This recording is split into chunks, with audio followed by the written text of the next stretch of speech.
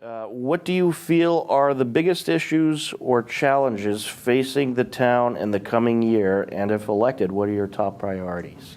Great question. So I think the biggest one I just referred to a little bit is going to be our managing the budget with all the growth that we have and managing the tax base under control.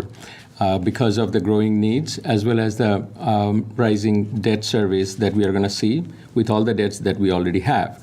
So managing that is a complex matter. And in the past 10 years or so, I have been very close to the budget, and I've been working with the appropriations and now from the Select Board very closely to manage and provide a balanced budget without any override and actually a couple of underrides.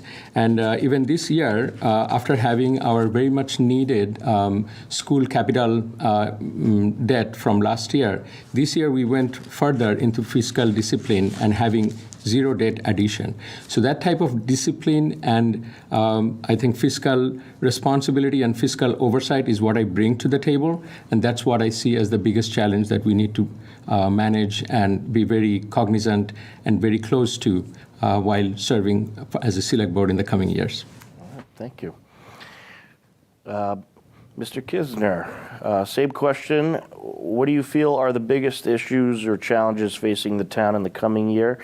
And if elected, what are your top priorities? Certainly. So first and foremost, I think you always want to have your ear to the ground about the community. You've heard me talk a few times about the purpose of Select Board really being a conduit of Hopkinton and what issues the town is talking about.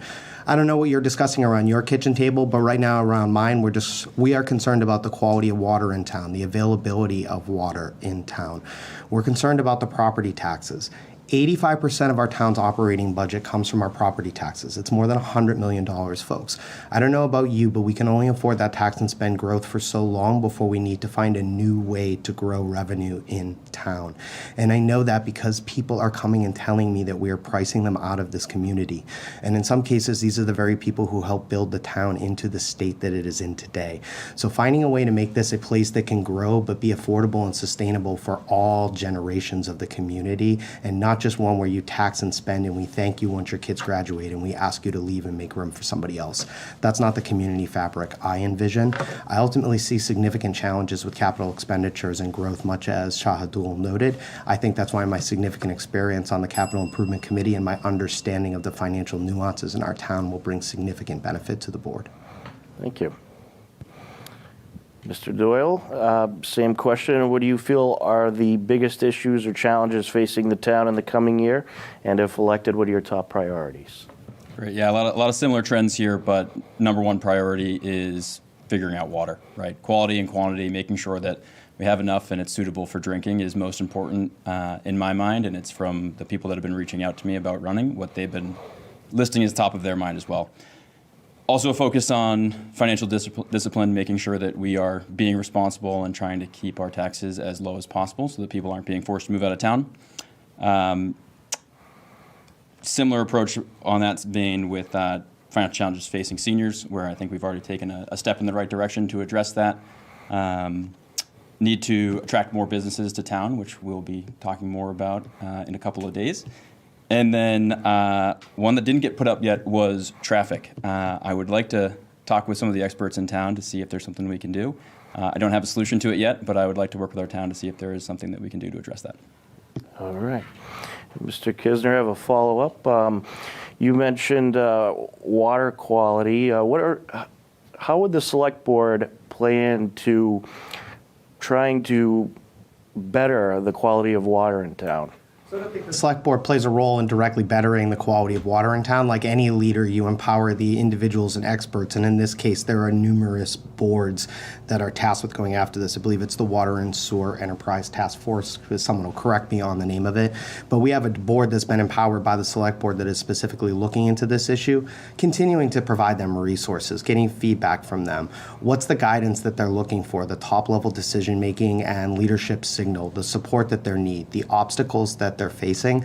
That's the way in which I think the Select Board can signal their support and their influence over the water quality. It's the power of the pulpit. The things that they talk about, the things they choose to put on the agenda and focus their time and attention on becomes the things that inherently the town is focused on.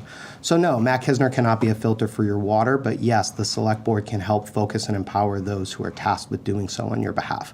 That's what leadership is, folks. All right. And Mr. Doyle, you mentioned water quality as well. Is there anything you wanted to add to that? Yeah, I was at the select board meeting when, I also don't remember the exact name of the group, but when they presented on it, right, there's two options. There's MWRA and there's figuring out filtration systems in town. We need to work with the experts to identify what is going to be an appropriate cost-effective solution that's going to be the best for the long term. And we need to work with our experts to address that. So that would be my focus, is listening, analyzing the data, and helping the team make the right decision. All right, terrific. And absolutely. So as you may have known or seen, I have been an advocate for clean water since I took office the first time, and I listened to the residents and also found out that PFAS is a real issue. We had to solve the problem for well 6, spending millions, but it worked out, and we have the safe water now. But as we look at the horizon, as my colleagues also mentioned, as I saw the problem with my colleagues, I advocated and formed this advisory board. And the goal is, Select Board has so many issues at hand. We need a focused group of people who can provide that expertise and thought leadership as to how to solve it for long term. And that's what the board is, or the advisory board is now assigned to. And at the same time, we are looking at the MWRA solution as well. There's design going on, and we are trying to negotiate with our neighboring cities. So there's a multi-pronged approach to it. It is a long-term problem, but we have to solve it. Clean water is a human right, and I'm a big proponent of it, and that's what I've been working on and will be working towards.